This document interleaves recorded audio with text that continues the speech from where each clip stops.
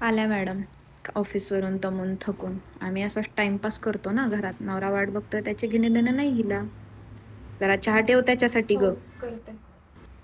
दिवसभर ऑफिसमध्ये कष्ट करतो माझा पोरगा आणि एका चहासाठी त्याने वाट बघत बसायची ऑफिसवरून येऊन. तेही त्याच्या नशिबात नाही. अभ्यास कसा चाललाय बेटा तुझा? छान चाललंय, तू रिव्हिजन घे ना. ओके, मी फ्रेश होते आणि मग तुला शिकवते. आई, तुमचा चहा. तुला नाही प्यायचा का? नाही, मला नकोय. मी अभ्यास करत करत त्याला शिकवत शिकवत घेते.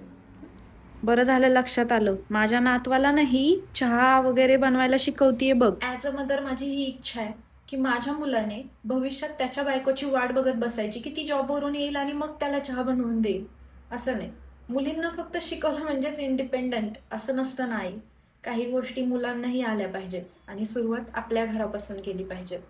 खरं तर मला खरंच इच्छा नाही की मला जो त्रास होतोय आणि माझ्या मुलामुळे तो माझ्या सुनेलाही होईल. त्यामुळे आधीपासून काही गोष्टी त्यालाही माहीत असायला हव्यात, तरच हे जग बदलेल. नाहीतर नेहमीच फक्त माझा मुलगा कष्ट करतो, माझा मुलगा असं करतो, माझा मुलगा तसं करतो, विषय वेगळ्या गोष्टींपर्यंत पोहोचतो.